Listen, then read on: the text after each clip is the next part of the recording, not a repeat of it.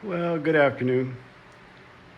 Got my tires swapped over to the Bartubless wheels from Italy. Was going to do the emulators today, but my fork tube extensions didn't come in, so I'm just going to wait until I can do it all at once. I'm going to put fork tube extensions in the top that replace the caps. It'll let me slide the forks down 1 inch for a little more ground clearance. I think the shock raised the rear about 1/2 inch. So want to kind of come up 1 inch in the front, give us a little more ground clearance. I mean, I have no problem flat footing the thing as it is, so it doesn't matter if it's a little taller. These wheels are the Excel Asia wheels.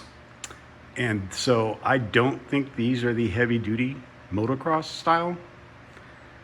And I believe Bartubless in Italy advertised them as the stronger of the 3 types of wheels you can get from Excel. So that could have been a lie.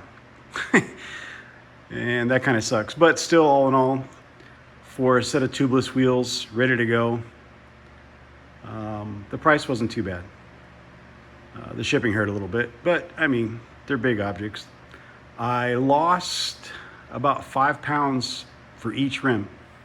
The factory wheels were right at 5 pounds heavier.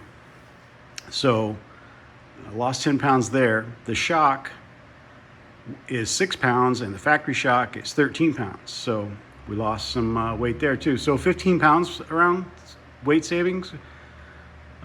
Expensive 15 pounds, but you know, we take what you can get.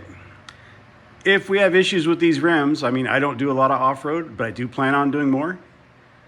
I'll get back with Bart Tubeless on that, of course. So the American ones don't say Asia, obviously, on the side. But I can get the replacement American wheel from XL USA for about 150 bucks. So worst case scenario, I have to buy a rim and have it relaced. But these have to be at least as strong as the OEM wheels. I would hope they're stronger, but the OEM wheels are steel. So if you bend those, you could bend it back, I guess. These, I guess, if you bent them, you're probably SOL. I don't see that happening, but if it does, we'll deal with it when it happens. And the front one, I scratched. Lord, look at that. I put some touch-up paint on it, but it's not perfect.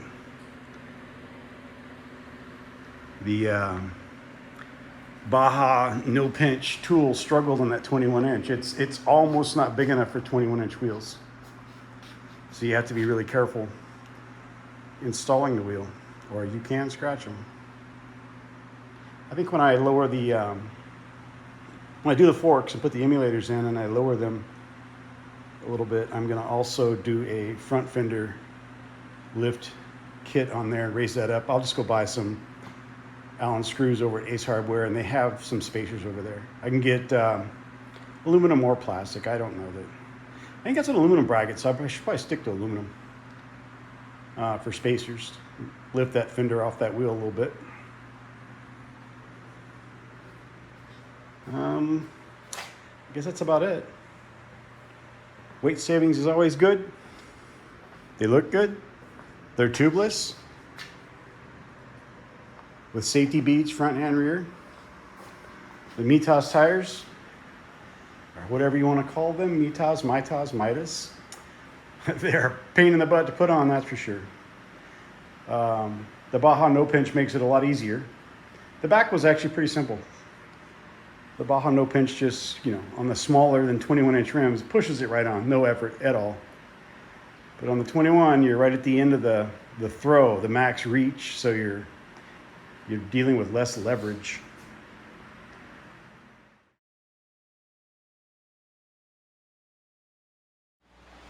All right, how about a little KLX update? This is the wife's bike. We're kind of fixing it up for it to be street legal. What we've done so far, let's see, we put on dual sport tires. Of course, an itchy boot sticker, gotta have that.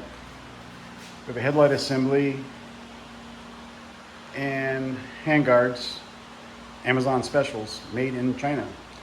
A little grinding here and there, but got those to work. They fit pretty well. We have a Trail Tech Vapor. And let's see, we did a Tusk light kit. So that created a wiring harness for the headlight and the turn signals. And actually the turn signals were included. This cluster here for turn signals and high and low beam and horn. I moved the starter and kill switch on this side, like a normal bike, street bike that is. Ignition's temporarily right there, has a key. Chokes right here until I build a bracket. Speedometer's pretty close. We've been working on, you adjust the diameter of the tire in the vapor unit itself to get the speedo as accurate as possible. And it's close enough, probably. Mirrors are KTM, off a KTM 500. Got a Seat Concepts comfort seat. Let's see what else. Oh, we have larger foot pegs. Have a Tusk tail pack. This rear fender and turn signals are part of the Tusk light kit. Have a dual sport rear tire. Oh yes, we have adjustable levers. And what else? I think that's all for now. Anyway, wife loves it. She rips around the neighborhood on it. And we're waiting on the title from Kawasaki so we can look into getting it plated to ride on the street. There's a way to do that, but I don't know that it's going to have California plates. So it's been a pretty productive weekend. We got the Seat Concept seat put on the KLX, the tail pack, and what else did we do on this bike? That might have been it. Maybe install the mirrors. Got the carburetor kit and the Excel wheels put on the Himalayan and the Hagen shock for the rear. I'm on hold for the emulators for the front. I'm waiting for a couple of parts. So maybe next weekend we'll get to that. So that's the weekend update. It's time to clean up the garage and move a car back in here. If you guys like this video, give it a thumbs up. Subscribe if you can.